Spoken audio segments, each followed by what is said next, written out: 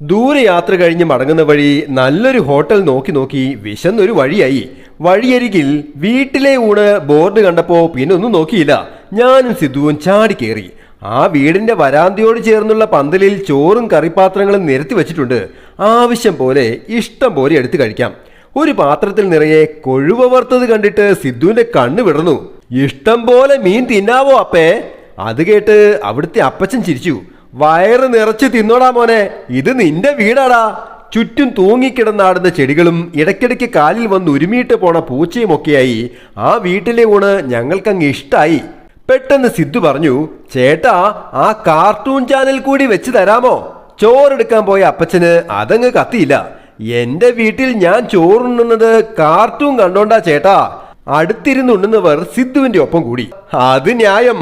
വീട്ടിലെ ഊണാകുമ്പോ ചോറിനൊപ്പം ടിവിയും കാണണ്ടേ? അപ്പച്ചൻ പുറത്തെ ബോർഡിലേക്ക് നോക്കി. വീട്ടിലെ ഊണ് പക്ഷേ ടി വി ഇല്ല എന്നാക്കണോ ഇനി? Happy drawing, Saneesh Divakaran.